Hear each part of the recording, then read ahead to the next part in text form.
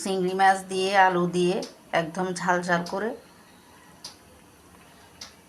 চচ্চড়ি রান্না করলাম। আসলে আজকে তেমন একটা বাজার নাই, বর্ষার দিন, তাই আজকে আলু দিয়ে দুই রেসিপি করে নিলাম মুখরোচক। এই জন্যই মনে হয় আলুকে আমাদের বাংলাদেশের জাতীয় সবজি বলা হয়। একদম বিপদের বন্ধু আলু। ঘরে কোনো বাজার না থাকলে আলুটাই ভরসা। আর খেতেও সবাই পছন্দ করে, একদম বাচ্চা থেকে বড় সবাই আলুর যে কোনো রেসিপি খেতে পছন্দ করে। আর আলুটা সব কিছুর সাথে ভালোও লাগে, মাছের সাথে, মাংসের সাথে, একদম সব কিছুর সাথে, ভর্তা ভাজি সব কিছুর সাথে ভালো লাগে। তো যাই হোক, কথায় কথায় রান্না হয়ে গেল। এদিকে পোড়া পোড়া করে আলু ভাজাও হয়ে গেল।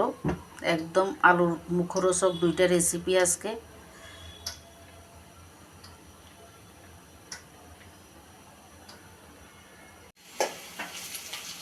পেঁয়াজ ভেজে নিচ্ছি।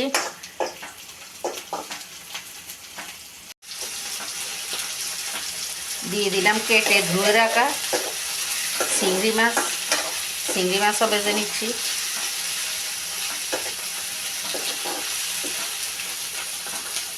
পেঁয়াজ আর চিংড়ি মাছ ভাজা হয়ে গেছে। দিয়ে দিচ্ছি কেটে ধুয়ে রাখা আলু। আলু, চিংড়ি মাছ আর পেঁয়াজের সাথে কতক্ষণ নেড়ে ছেড়ে ভেজে নিচ্ছি।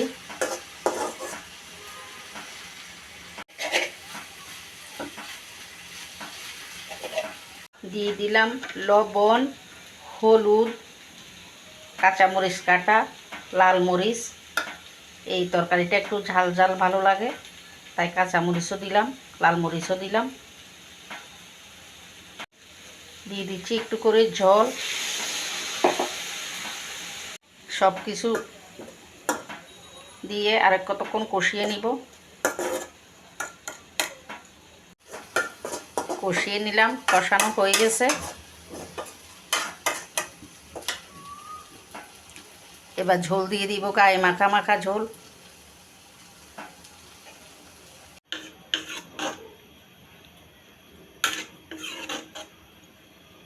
ঝোল দিয়ে দিলাম, উতরিয়ে গায়ে মাখা করে নেব।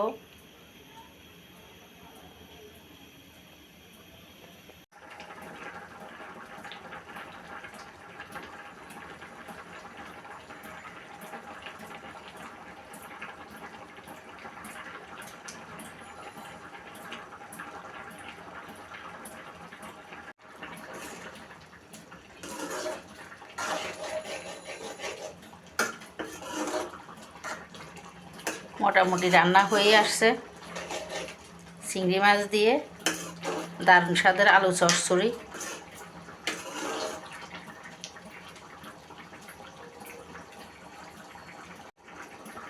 ধনেপাতা দিয়ে দিচ্ছি।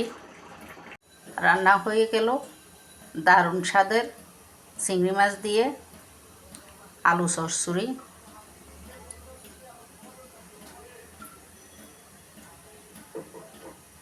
লবণ দেখলাম ঠিক আছে।